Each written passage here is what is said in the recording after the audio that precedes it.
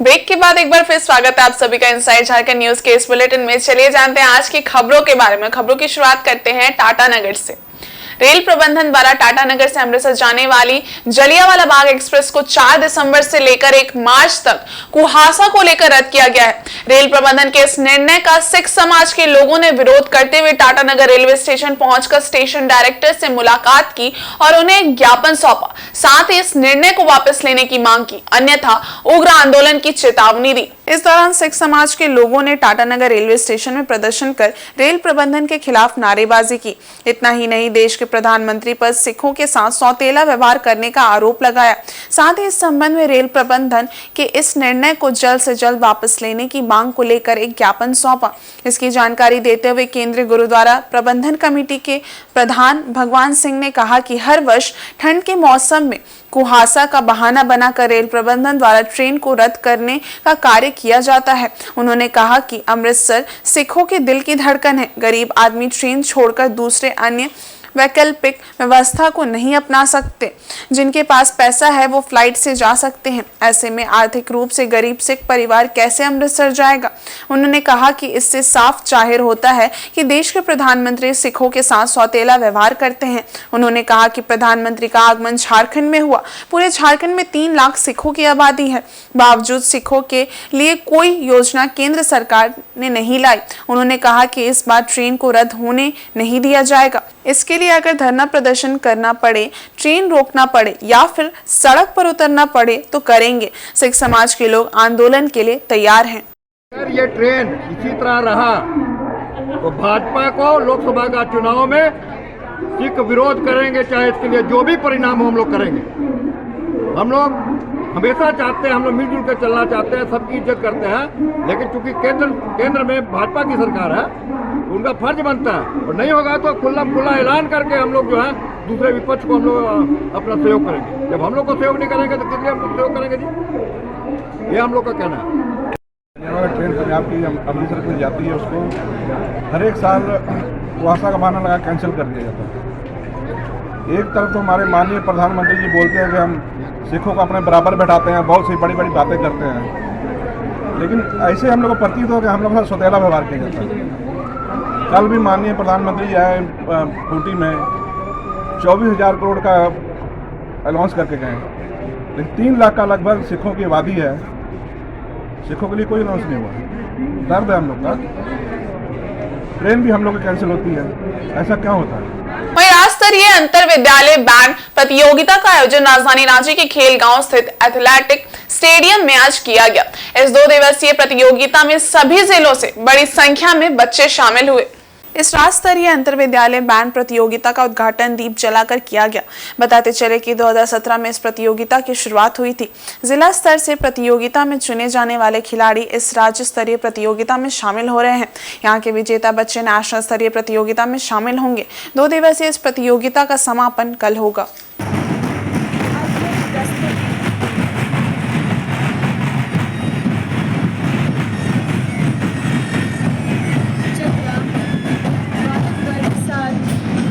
गुजरते हुए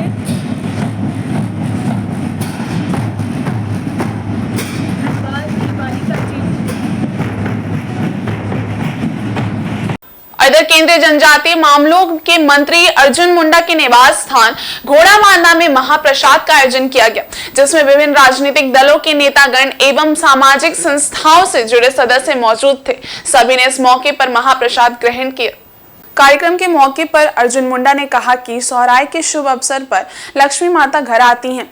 अभी काली पूजा संपन्न हुआ है, छठ की तैयारी है। इस पर्व त्योहारों के समय विकार से रहित होकर हम सब एक होकर एक दूसरे से मिलते हैं। वहीं उन्होंने प्रधानमंत्री के दौरे पर कहा कि उनका दौरा झारखंड में अभूतपूर्व था। वे एक ऐसे वीर योद्धा को श्रद्धांजलि देने झारखंड आए थे जिस पर पूरा देश गौरवान्वित है और भगवान बिरसा मुंडा के जन्मदिन को हम लोग गौरव दिवस के रूप में मनाते हैं। इनकी वीर गाथा ऐतिहासिक पृष्ठभूमि से आती है। इस मौके पर उन्होंने कई ऐसे जनजातीय वीर योद्धाओं का स्मरण किया जिन्होंने अपने जीवन की आहुति देकर इस मातृभूमि को अपने रक्तों से सींचा। ये एक नया भारत है। एक भारत श्रेष्ठ भारत को बनाने के लिए प्रधानमंत्री ने विकसित भारत संकल्प यात्रा की है। उन्होंने इन क्षेत्रों के विकास के लिए 24,000 करोड़ रुपए की योजना तैयार की है। आज भी कई जनजातीय कम्युनिटी के लोग गुफाओं और कंदराओं में रहते हैं। इनसे विकास काफी दूर है। प्रधानमंत्री की कोशिश है कि इन सभी लोगों तक स्वास्थ्य, शिक्षा, रोजगार पहुंचे। विभिन्न त्योहारों के माध्यम से लोग एक साथ मिलते हैं, एक साथ उत्सव मनाते हैं, एक साथ नृत्य, गीत, संगीत सब होता है। तो ये जो अवसर है ये हमारा सोहराय फेस्टिवल जिसको हम कहते हैं, सोहराय का उत्सव है। माँ की पूजा होती है, लक्ष्मी का आह्वान, आराधना, उनका लक्ष्मी घर में आए इसके लिए पूजा अर्चना होती है। इसके साथ साथ ही कई आयोजन लगातार, जैसे सोहराय है तो उसके साथ साथ काली पूजा है, भैया दूज है, छठ है। इस तरीके से त्योहारों की एक श्रृंखला है, सब आपस में मिलते जुलते हैं। एक पावन तरीके से मन के विकार से रहित होकर के हम सोच सकें, ऐसा एक वातावरण बनता है। आज यहाँ पर सबके साथ सामूहिक रूप से हम उत्सव मना रहे हैं सोहराय का। ये हम सब के वो तो अभूतपूर्व कार्यक्रम था। माननीय प्रधानमंत्री जी ने झारखंड एक ऐसे रणबांध को, एक ऐसा योद्धा को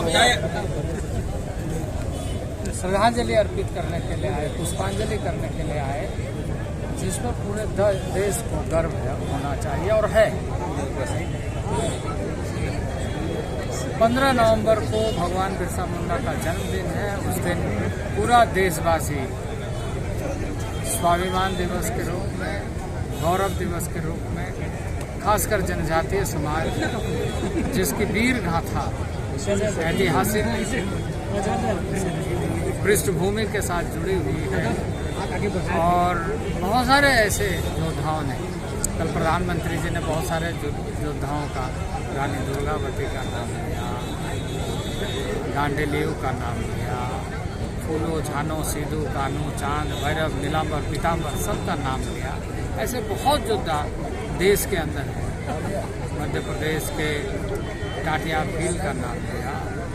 तो मुगल से लेकर अंग्रेज़ों के शासन काल तक ऐसे बहुत सारे लोगों ने अपने जीवन की आहुति देकर सींचा है। और इधर जमशेदपुर के कदमा स्थित DBMS स्कूल के शिक्षक द्वारा छात्र की पिटाई कर लहूलुहान करने का मामला जिला शिक्षा अधीक्षक के पास पहुंचा है, जिसे लेकर जमशेदपुर अभिभावक संघ ने दोषी शिक्षक पर कार्रवाई करने की मांग की है। घटना के बारे में बताया जा रहा है कि 9 नवंबर को 8C का छात्र मोहम्मद दिलशाद आलम अपने क्लास में था। तभी क्लास लेने शिक्षक अजय राय पहुंचे। इसी बीच कुछ बच्चे बात कर रहे थे, जिस पर शिक्षक ने बात करने से मना किया, लेकिन फिर भी आपसी बातचीत बंद नहीं हुई। उसके बाद शिक्षक ने दिलशाद आलम पर बात करने का आरोप लगाकर उसकी बुरी तरह से पिटाई कर दी, जिससे वो लहूलुहान हो गया। इसकी जानकारी अभिभावक संघ को हुई तो संघ के अध्यक्ष डॉक्टर उमेश कुमार सिंह गुरुवार को घायल छात्र को उनके अभिभावक के साथ जिला शिक्षा अधीक्षक के पास पहुंचे और पूरी स्थिति से उन्हें अवगत कराते हुए दोषी शिक्षक पर अविलंब कार्रवाई की मांग की। मामला DBMS कदमा हाई स्कूल का है, जिसमें दिलशाद आलम जो क्लास 8C का छात्र है, विगत 9 तारीख को गुरुवार के दिन क्लास में बात करने के लिए मना करने पर शिक्षक अजय राय द्वारा बच्चे को पीटने की घटना सामने आई है। दिलशाद आलम जो बात भी नहीं कर रहा था क्लास में, उसको शिक्षक ने यह नोटिस करते हुए टोका कि तुम क्यों बात कर रहे हो।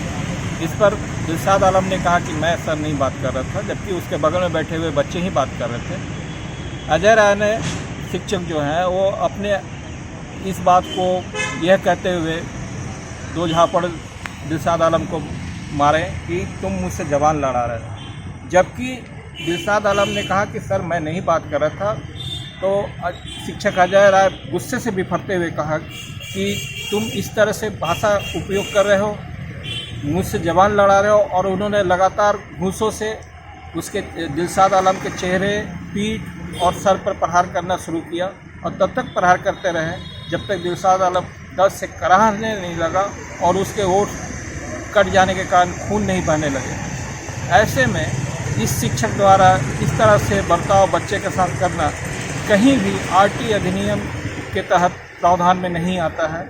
ये आरटी अधिनियम की अवमानना है। वहीं चक्रधरपुर रेलवे कॉलोनी इतवारी बाजार के पास स्थित बंगला क्लब द्वारा मंदिर के 50 साल पूरे होने पर आयोजित गोल्डन जुबली पूजा उत्सव के समापन के दिन रंगारंग गीत संगीत कार्यक्रम का आयोजन किया गया, जिसमें कोलकाता से आए संगीत कलाकारों ने बंगला और हिंदी फिल्मों के गीत गाकर समा बांध दिया।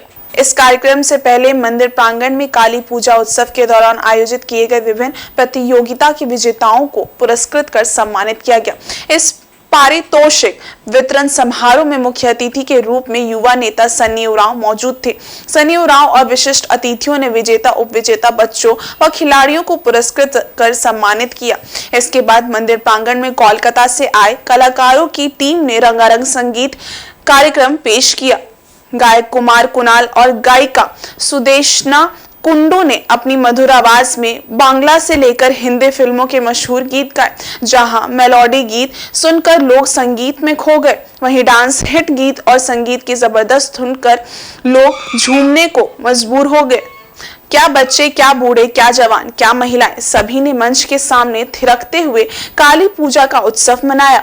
शाम से शुरू हुआ ये रंगारंग सांस्कृतिक कार्यक्रम रात तक चला। कार्यक्रम को सफल बनाने में बंगाल क्लब के तमाम पदाधिकारी और सदस्यों का अहम योगदान रहा।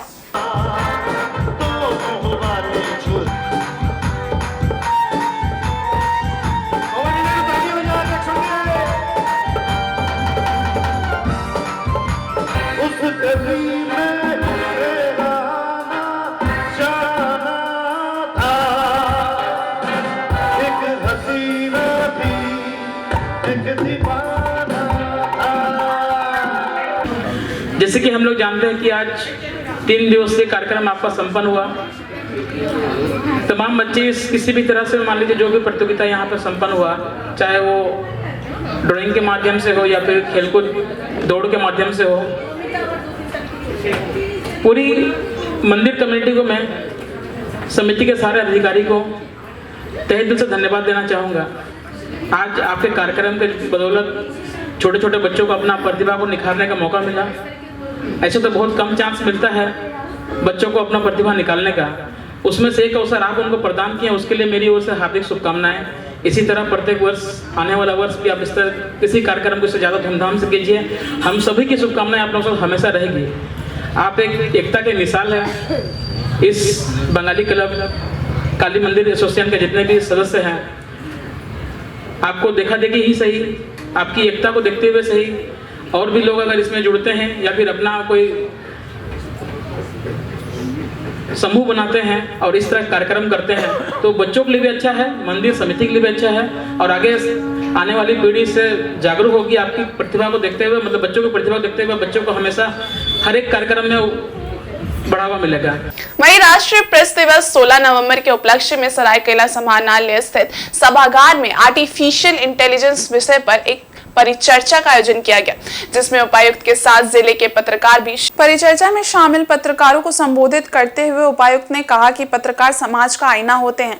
लोकतंत्र के चौथे स्तंभ की भूमिका समाज में आम है। पत्रकार सरकार और जिला प्रशासन के साथ कदम ताल करते हुए आगे बढ़े, ऐसी सोच है। उपायुक्त ने कहा कि पत्रकार अपनी लेखनी का अधिक से अधिक इस्तेमाल करें। इन्होंने कहा कि जहां तक बात पत्रकारिता के सिद्धांतों की है, तो पत्रकार पीछे नहीं हटे। सैद्धांतिक लड़ाई पत्रकार को लड़नी चाहिए। पत्रकारों द्वारा जिला प्रशासन से सहयोग के मुद्दे पर उपायुक्त रविशंकर शुक्ला ने कहा कि पत्रकारों को सूचनाओं संबंधित सहयोग प्रदान किया जाएगा। इसे लेकर उपायुक्त ने जिला जनसंपर्क पदाधिकारी को भी निर्देशित किया। जिला सूचना एवं जनसंपर्क विभाग द्वारा राष्ट्रीय प्रेस दिवस के उपलक्ष्य पर आयोजित आर्टिफिशियल इंटेलिजेंस विषय पर आयोजित परिचर्चा के विषय में उपायुक्त ने कहा कि आने वाला भविष्य इसी का है। उन्होंने कहा कि पत्रकार भी इस तकनीक का प्रयोग निकट भविष्य में करेंगे। उपायुक्त ने कहा कि आर्टिफिशियल इंटेलिजेंस में अवसर के साथ चुनौतियां भी समाहित है, जिसका प्रयोग सूझबूझ के साथ करना होगा। इस मौके पर डीडीसी प्रवीण गागराई, जिला जनसंपर्क अधिकारी सुनील कुमार सिंह समेत जिले के कई पत्रकार मौजूद रहे। के परिप्रेक्ष्य में तथा सरायकेला जिला के परिप्रेक्ष्य में आपके माध्यम से ऐसी कई सूचनाओं का आदान प्रदान संभव हो सका है जिससे लोक कल्याणकारी कार्यों को करने में और जनता की समस्याओं के निराकरण में सहायता प्राप्त हुई है। एक बार फिर आप सबों को प्रेस दिवस की बहुत बहुत शुभकामना। और इस वर्ष का जो थीम है सूचना जनसंपर्क विभाग का आर्टिफिशियल इंटेलिजेंस के संबंध में मेरा ये विश्वास है कि ये एक अवसर और चुनौती दोनों के रूप में हम लोगों के सामने है और हमारे लिए बहुत आवश्यक है कि इसका सकारात्मक उपयोग करते हुए हम लोगों के भलाई के लिए इस दिशा में कार्य कर सकें। वहीं लोक आस्था के महापर्व छठ के आते ही छठ व्रतधारियों को सामाजिक संगठनों द्वारा निःशुल्क पूजन सामग्रियों का वितरण किया जाता है। इसी कड़ी में श्री राम सेना द्वारा 1001 श्रद्धालुओं को बीच पूजन सामग्री वितरण करने का लक्ष्य निर्धारित किया गया। विगत 2016 से ही श्री राम सेना द्वारा छठ व्रतधारियों के बीच निःशुल्क पूजन सामग्री का वितरण किया जाता आ रहा है। इस वर्ष भी श्री राम सेना द्वारा 1001 ऐसे व्रतधारियों के बीच पूजन सामग्री वितरण का लक्ष्य निर्धारित किया गया है जो भी छठ व्रत करना चाहते हैं पर किसी कारणवश छठ व्रत करने में सक्षम नहीं हो पा रहे हैं। जानकारी देते हुए श्री राम सेना के संस्थापक नीतीश कुमार ने कहा कि इस कार्य का मुख्य उद्देश्य समाज के अंतिम व्यक्ति तक पहुंचना है जो कि छठ करना चाहते हैं पर आर्थिक संकट से जूझ रहे हैं और छठ व्रत करने में सक्षम नहीं हो पा रहे हैं। ऐसे व्रतधारियों के बीच पूजन सामग्री का वितरण करने का लक्ष्य निर्धारित किया गया है ताकि हर कोई लोग आस्था के महापर्व छठ पूजा को मना सके।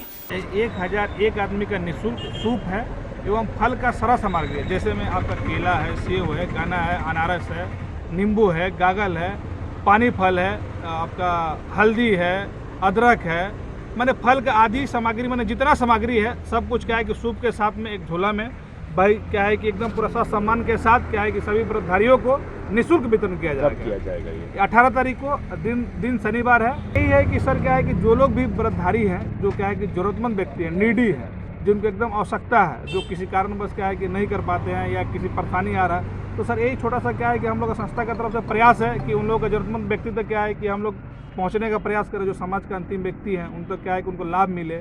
यही उसका छोटा सा उद्देश्य है। इसी उद्देश्य के साथ में क्या है कि हमारे सारे लोग क्या है कि टीम है जो संस्था के लोग हैं, इसी उद्देश्य के साथ में क्या है कि प्रयास क्या है कि निरंतर 2016 से क्या है कि प्रयास कर रहे हैं और हर वर्ष क्या है कुछ ना कुछ लगातार क्या है कि हम लोग बढ़ा कर क्या है कि वितरण करते हैं सर। और इधर जमशेदपुर आस्था के महापर्व छठ को लेकर जमशेदपुर के वरीय पुलिस अधीक्षक ने अपने कार्यालय में सभी थाना क्षेत्र के डीएसपी के साथ बैठक कर आवश्यक दिशा निर्देश दिया।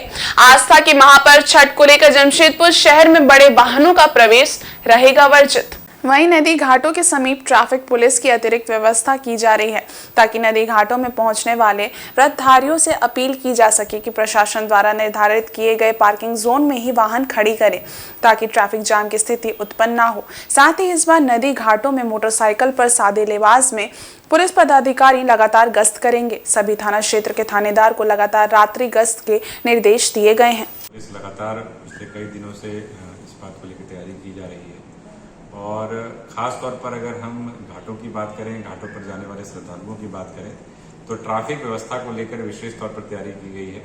भारी वाहनों के प्रवेश पर एक तरीके से निषेध लगाया गया है त्यौहार के दिन और जो महत्वपूर्ण रास्ते हैं, जो महत्वपूर्ण रूट हैं घाटों को जाने वाले, उन जगहों पर भी गाड़ियों के आने जाने पर पाबंदी लगाई जा रही है। बैरिकेड्स और ड्रॉप गेट्स लगाए गए हैं। साथ ही साथ लोग चूंकि गाड़ियां लेकर के भी जाते हैं घाट पर तो उनको घाट से पहले ही बैरिकेड लगा के रोका जाए, उसको ध्यान में रखते हुए पार्किंग की व्यवस्था भी अलग से की गई है।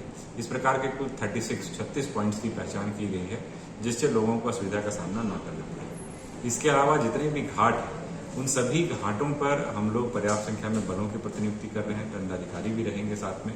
और इसके अलावा कई बार इस तरीके के त्योहारों के दौरान देखा गया है कि छोटे मोटे आपराधिक गिरोह, खासतौर पर छिनतई करने वाले या जेब कतरे जो होते हैं, इस तरीके के लोग एक्टिव हो जाते हैं, जिसमें से कई ऐसे भी गिरोह पहले अतीत में एक्टिव रहे हैं जो बाहर के जिलों से आकर के ऐसी गतिविधियों को अंजाम देते हैं। तो उसको लेकर अभी से ही बस स्टैंड और स्टेशनों पर नज़र रखी जा रही है और त्यौहार के दिन विशेष तौर पर अलग से डिप्लॉयमेंट रहेगा, सिविल में भी हमारे लोग रहेंगे और साथ ही साथ एक पब्लिक अनाउंस सिस्टम के द्वारा लोगों को लगातार सचेत भी करने का एक प्रयास पुलिस की तरफ से रहेगा। खासतौर पर यह भी देखा जाता है कि कुछ एक थाना क्षेत्रों में विशेष तौर पर जहाँ पर की घनी आबादी रहती है और लोग बड़ी संख्या में घाटों पर चले जाते हैं रात्रि के दौरान। तो उस दौरान इस प्रकार की चोरी जैसी या बर्बरी जैसी, गृहभेदन जैसी घटना ना हो, उसको ध्यान में रखते हुए संबंधित थानों से हम लोगों ने एक रूट्स बनाया है उन एरियाज को लेकर के, जहां पर अलग से हम लोग बाइक पेट्रोल इस बार व्यवस्था करने जा रहे हैं। और उधर मुसाबनी में भाजपा मंडल अध्यक्ष तुषारकांत पातर ने छठ पूजा के लिए व्रतियों के बीच सूप एवं पूजा सामग्रियों का वितरण किया। उन्होंने बताया कि इस बार 101 छठ व्रतियों के बीच पूजन सामग्रियों के वितरण का लक्ष्य निर्धारित किया गया है। मुसाबनी में भाजपा मंडल अध्यक्ष तुषारकांत पातर ने व्यक्तिगत स्तर पर छठ व्रतियों के बीच सूप एवं पूजा सामग्री का वितरण किया। मुसाबनी में जगह जगह घूम घूम कर उन्होंने छठ की पूजन सामग्री का वितरण किया। इस मौके पर तुषारकांत के साथ उनके समर्थक भी मौजूद थे। सामग्री देते हुए उन्होंने बुजुर्गों से आशीर्वाद भी लिया। तुषारकांत पातर ने बताया कि इस मौके पर उन्होंने 101 छठ व्रतियों के बीच सूप एवं पूजा सामग्री बांटने का लक्ष्य रखा है, ताकि गरीब परिवार भी अच्छे तरीके से छठ पूजा कर सके। बताते चले कि लोक आस्था के पर्व छठ के मौके पर दूसरों को पूजा की सामग्री उपलब्ध कराना अति पुण्यदायी माना जाता है। छठ करने से ज्यादा पूजा सामग्रियों के वितरण से व्यक्ति अधिक पुण्य का भागी बनता है। पर्व 19 तारीख को है और पर्व के इस त्योहार की खुशी में हम लोग गांव घर में घर जाके सूप और अगरबत्ती, नारियल, कपूर, सिंदूर का वितरण कर रहे हैं। कहाँ अभी हम लोग स्टार्टिंग किया मोहनरा से, मोहनरा के बाद अभी शांति नगर में वितरण किया। अभी न्यू कॉलोनी जाएंगे, उसके बाद 2 नंबर जाएंगे, उसके बाद रंगामठी जाएंगे, उसके विभिन्न जगह जाएंगे। तो कितने श्रद्धालुओं को मतलब 101 श्रद्धालुओं को वितरण करने का प्रावधान किया है। छठ पर्व के मद्देनजर पोटका विधायक संजीव सरदार के सौजन्य से बागबेड़ा कॉलोनी पंचायत के कुंवर सिंह मैदान में अस्थायी कृत्रिम छठ घाट का निर्माण कार्य प्रारंभ करवाया गया। बताते चले कि 19 नवंबर दिन रविवार को छठ पर्व का पहला अर्घ्य है, जिसकी तैयारी व्रतियों द्वारा जोर शोर से की जा रही है। इस दौरान कुंवर सिंह मैदान में 3 अस्थायी कृत्रिम छठ घाट, शहीद मैदान, चित्रगुप्त पूजा मैदान सहित कई मैदानों में अस्थायी कृत्रिम छठ घाट का निर्माण कार्य जेसीबी मशीन से संपन्न करवाया गया। अस्थायी कृत्रिम छठ घाट का निर्माण हो जाने से स्थानीय छठ व्रतधारी आसानी से छठ कर सकेंगी। इस मौके पर झामुमो बागबेड़ा कॉलोनी इकाई अध्यक्ष अजीत सिन्हा समेत तमाम बस्ती के लोग उपस्थित थे। जानकारी हो कि नदी घाटों पर होने वाली बेतहाशा भीड़ की वजह से व्रतियों को बड़ी परेशानियों का सामना करना पड़ता है। घाटों पर व्रतियों को जगह नहीं मिल पाती है, इसलिए जगह जगह व्रतियों की सुविधा के लिए कृत्रिम घाटों का निर्माण कराया जाता है, जिसे बाद में मिट्टी डालकर समतल करा दिया जाता है। पोटका विधानसभा क्षेत्र के विधायक संजीव सरदार के सौजन्य से पूरे बागबेड़ा कॉलोनी पंचायत में अस्थायी कृत्रिम छठ घाट का निर्माण करवाया जा रहा है। सबसे पहले कुंवर सिंह मैदान में 3 अस्थायी छठ घाट का निर्माण हम लोग जेसीबी के माध्यम से करवा चुके हैं और अभी वर्तमान में शहीद मैदान में हो रहा है। उसके बाद चित्रगुप्त पूजा मैदान में होगा। उसके बाद बागबेड़ा में जितना भी मैदान है वहाँ अस्थायी छठ घाट का हम लोग कृत्रिम छठ घाट का निर्माण करवाएंगे, ताकि छठ व्रतधारियों को दिक्कत का सामना नहीं करना पड़े। लोक आस्था के महापर्व छठ पूजा को लेकर जमशेदपुर शहर के सभी छठ घाटों, नदियों की सफाई की युद्ध स्तर पर तैयारी की जा रही है। स्वर्ण रेखा खरकई छठ घाट की बात करें या फिर इलाके में पड़ने वाले किसी भी छठ घाट की, तो अभी से इसकी तैयारियों में जिला प्रशासन और जुस्को के साथ साथ सामाजिक संस्थाओं के लोग जुटे हैं। कई निजी संस्थान के लोगों ने अपने अपने इलाकों में पड़ने वाले सभी छठ घाटों की साफ सफाई अभी से ही शुरू कर दी है। आपको बता दें कि छठ पर्व में साफ सफाई के साथ साथ शुद्धता और पवित्रता का भी काफी महत्व होता है, जिसे देखते हुए जिला प्रशासन ने भी अपनी पूरी ताकत झोंक दी है। साथ ही सुरक्षा को लेकर विशेष तैयारियां की जा रही हैं। सभी छठ घाटों पर महिलाओं के लिए चेंजिंग रूम, लाइटिंग की सुविधाएं और तमाम सुविधाओं को उपलब्ध कराने के लिए जिला प्रशासन अभी से जुट गया है, ताकि आने वाले व्रतधारियों को परेशानियों का सामना नहीं करना पड़े। हर वर्ष की भांति सुरक्षा का भी पुख्ता इंतजाम किया गया है। पुलिस बल के साथ साथ एनडीआरएफ की तैनाती की जाएगी, ताकि जरूरत पड़ने पर उसका त्वरित उपयोग किया जा सके। और आज के इस बुलेटिन में बस इतना ही। हम कल फिर हाजिर होंगे कुछ और नई खबरों के साथ। तब तक के लिए देखते रहिए इनसाइड झारखंड न्यूज। धन्यवाद।